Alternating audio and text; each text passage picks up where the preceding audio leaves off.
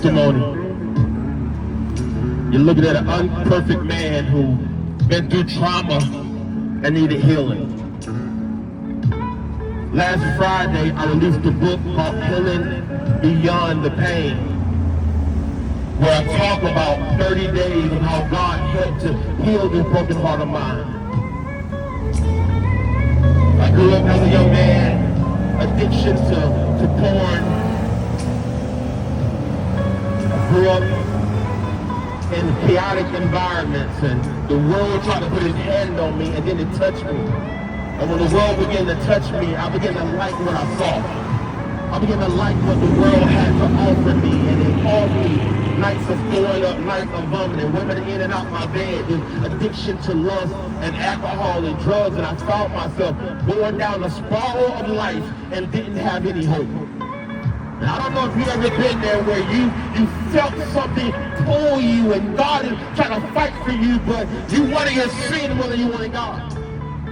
And I remember at 16 years old in Jacksonville, Florida, I went to a play called Heaven Gate and Hell Flame, and I heard the gospel, and it resonated with me. And I began to see how God begins to call young people. And I was coming to the altar, and God showed me my life. And when God showed me my life, everything began to change.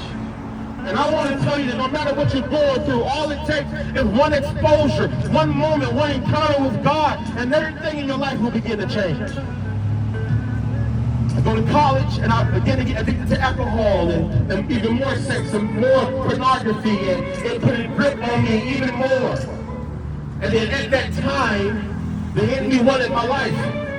And so I asked God, I said, God, can you show me something? Can you help me do something different? And fast forward, in 2016, I found myself in Kansas City, Missouri, and God began to heal me. I met my wife. I had kids. God began to do a work in me, and then me and my wife began to get lunch out to St. Louis, Missouri, to pastor a church, and now all of my problems are behind me. But in the first year, my baby brother died. In the next year, we buried 2 young men in our church.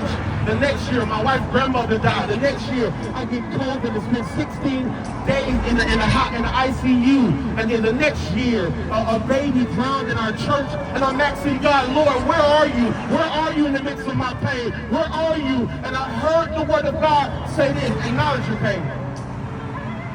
Let my presence suffocate what you're feeling. And I want to declare that if God can do that for me, if God can do that for a